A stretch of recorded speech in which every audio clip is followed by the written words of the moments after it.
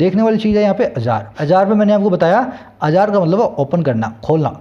Slightly अजार का मतलब है हल्का सा खुला हुआ डोर, डोर स्लाइटली अजार।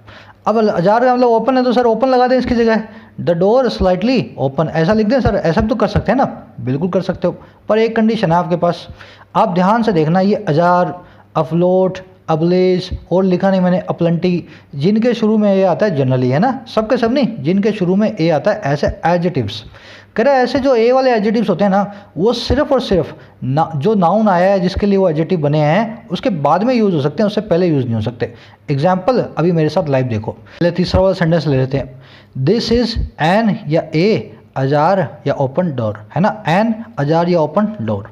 सर दोनों का मतलब एक ही है, खुला डोर है, अजार डोर है या ओपन डोर है, बात तो एक ही है, बात तो एक है, पर थोड़ी सी प्रॉब्लम है। ये अजार, अपलंटी, अबलेज, मैंने आपको बताया कभी भी जिस नाउन को ये मॉडिफाई कर रहे हो उससे पहले नहीं आ सकते। ये यूज़ होते हैं प्रेडिकेटिवली, मतलब प्रेडिकेट की तरह है नाउन के बाद में आकर के। अगर मुझे यहाँ पे डोर के लिए इनको लगाना है, ओपन को बताना है डोर को, तो मेरे पास एक ही ऑप्शन है इस अजार को यहाँ से रिमूव करने का। मैं ऐसा लिख सकता ही नहीं this is an Ajar door, ऐसा लिखूंगा this is an open door. समझ लो, बहुत बारीकी सी बात, छोटी सी बात है पर बहुत बारीकी है अगर आप इसको समझो तो। अच्छा मैं ऐसा बोलूँ दिस डोर इज अजार या ओपन, अब किसके लिए लगा सर? ये लगा है सर डोर के लिए। बाद में लगा डोर के, पहले लगा है सर? बाद में लगा है। अच्छा बाद में लगा है तो अब क्या ऑप्शन है अपने पास? दोनों ही ऑप्शन है, जैसे मर्जी यूज़ कर लो। चल, ही लेफ्ट द डोर अजार या ओपन, उसने डोर को खुला छोड़ा। किसको खुला छोड़ा? डोर को। डोर क्या है यहाँ पे? इस एडजेक्टिव से मॉडिफाई हो रहा है। अच्छा एडजेक्टिव से मॉडिफाई हो रहा है, इससे पहले आ रहा है, तो बाद में क्या लगाना है? सर दोनों में से कोई भी लगा दो। अगर पहले आएगा तो ओपन आएगा और बाद में आएगा तो दोनों में से कोई भी आप लगा सकते हैं, समझ गए ना? अच्छा, और दूसरी देखने वाली चीज़ क्या है, जैसा आपने यहाँ अजार ओपन के साथ किया वैसे आप अबलेज और अफलोट के साथ भी करेंगे। अफलोट मैंने थोड़े दिन पहले आपको करवाया था ना, दोनों का मतलब होता है तैरती हुई कोई चीज़, अफलोट और फ्लोटिंग। और अबलेज का और बर्निंग, बर्निंग का मतलब होता है जलती हुई कोई चीज़। तरीका वही है, अगर जलती हुई चीज़ के पहले आपने लिखना है एडजेक्टिव को तो बर्निंग आएगा, या बाद में लिखना है तो बर्निंग और अबलेज दोनों में से कोई भी यूज़ कर सकते हो। अगर इतना समझ गए तो आज मैंने एक अच्छा वाला क्विज बनाया आपके लिए, है ना। इसमें आपको लगेगा दिमाग, भेजा लगाना पड़ेगा आपको। 4 सेंटेंसेज हैं ABCD, इसमें से जो सेंटेंस आपको सही लगे, एक लगे, दो लगे, तीनों लगे, चारों लगे, आपको बताने हैं।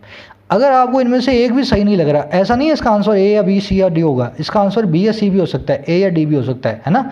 अगर इनमें से कोई सही नहीं लगा तब आपका आंसर क्या होगा? E।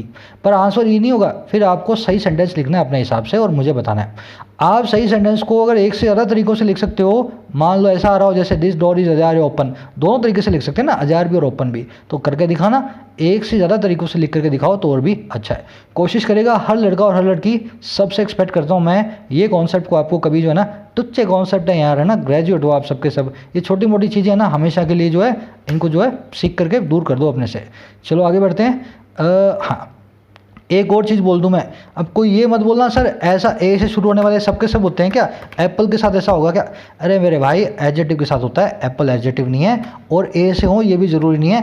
एफ्लुएंट एक एडजेक्टिव है, एफ्लुएंट का मतलब होता है अमीर आदमी। अब एफ्लुएंट को आप यूँ मत समझ लेना, ये प्रेडिकेटिवली यूज होगा हमेशा, जो है मैन एफ्लुएंट ही होगा, एफ्लुएंट मैन भी होता है। जो होते हैं वो मैंने लिख दिए हैं, और भी आएगा टाइम के साथ आपको बताऊंगा, हर एक को मत समझ लेना जो ए से एडजेक्टिव शुरू होता हो।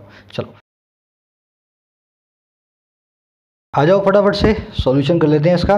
देखो रियल लाइफ क्वेश्चन है ये, ऐसा है ना, आपसे पूछता है जनरल एग्जाम में, और बिल्कुल कॉन्सेप्ट बेस्ड है। अगर आपने रीजनिंग सीख ली इसके पीछे की तो आप इसको कर सकते हैं। मैंने आपको बताया अबलेज तब लगेगा जब अबलेज और अजार, जब आपका नाउन है ना आ चुका है। नाउन के आने के बाद अजार या अबलेज, अगर नाउन नहीं आया है, नाउन से पहले आ रहे हैं एडजेक्टिव बन के, तो क्या आएगा? फ्लोटिंग या बर्निंग। तो नाउन से पहले बर्निंग फ्लोटिंग, नाउन के बाद जो है अबलेज या फ्लोट। अब वही करना अपने को, मैंने सारे के सारे जो अबलेज बर्निंग है ना इनको कर दिया रेड। अपने को आइडेंटिफाई करना है किस नाउन के लिए लगे हैं। अगर नाउन से पहले लगे हैं, अपने को कंडीशन को सेटिस्फाई कर रहे हैं तो ठीक है, अगर नहीं कर रहे हैं तो एक सेंटेंस हो जाएगा गलत। अबलेज बोट, बोट के लिए लगा है अबलेज, जल्दी हुई बोट। बोट से पहले लगा है, बिल्कुल लगा है। बोट के पहले क्या अबलेज लग सकता है? नहीं लग सकता। अबलेज आएगा हमेशा बोट के बाद, मतलब अबलेज आएगा हमेशा नाउन के बाद। तो अबलेज शुरू में आया है, सेंटेंस इस अबलेज की वजह से हो गया गलत, पहला वाला मेरा है रॉन्ग। चलो इसको यहाँ पे मैं जो ना मार्क करता जाऊँगा, जो सही है गलत है। पहला वाला रॉन्ग, दूसरा देख लो, द बर्निंग बोट, यहाँ बिल्कुल ठीक है, अबलेज नहीं आया, बर्निंग आया, बोट से पहले आया। With N Ajar dock door, एक खुले हुए डेक के डोर के साथ, है ना, बोट का डेक होता है, उसका दरवाज़ा होता है। अब देखो अजार लिख दिया दरवाजे के लिए, अजार आता है दरवाजे के बाद, अजार को आप एट्रीब्यूटिवली यूज़ नहीं कर सकते हो।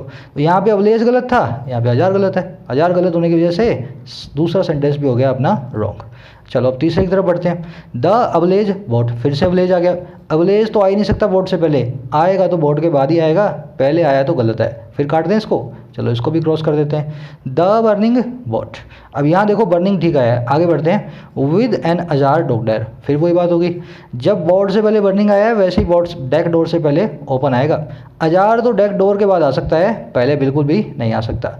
यहाँ पे फिर से अजार की गलत होने के कारण चौथा भी हो गया गलत। ध्यान से देखोगे तो चारों ही गलत हैं, चारों में से एक भी सही नहीं है। अब सवाल ये है सही कौन सा होगा, सही अपने बना करके देख लेते हैं। कैसे लिखूँगा, the burning boat with an open deck door was afloat या वॉज फ्लोटिंग, दोनों में से कुछ भी लिख दो, लास्ट में आ रहा है ना, डेक डोर के बाद तो चाहे वो फ्लोट लिखो चाहे वॉज फ्लोटिंग लिखो, दोनों का मतलब एक ही है। तो इस तरह से बनेगा सेंटेंस आपका, बोर्ड से पहले बर्निंग आएगा, ओपन डेक डोर से पहले ओपन आएगा।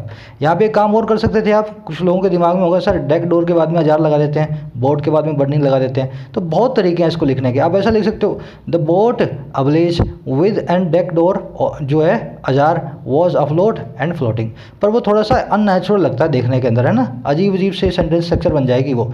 एक दोनों में से आप जरूर बाद में रख सकते हो, दोनों को मत रखना। जैसे मैं यूँ बना दूँ, the burning boat with an open deck door ajar was float या फ्लोटिंग, ऐसे आप बना सकते हो, ठीक है ना। I hope formula based concept था आपका क्लियर हो गया होगा। इस तरह के वर्ड्स को आपको सीधे सीधे पहचान लेना है, किस नाउन को वो कर रहे हैं मॉडिफाई। अगर वो नाउन आप पकड़ लोगे तो आपको मालूम पड़ जाएगा पोजीशन सही है या गलत। If you understood this concept, please give the video a thumbs up. These concepts are done during the editorial videos on our channel every day. You can join me in those videos as well.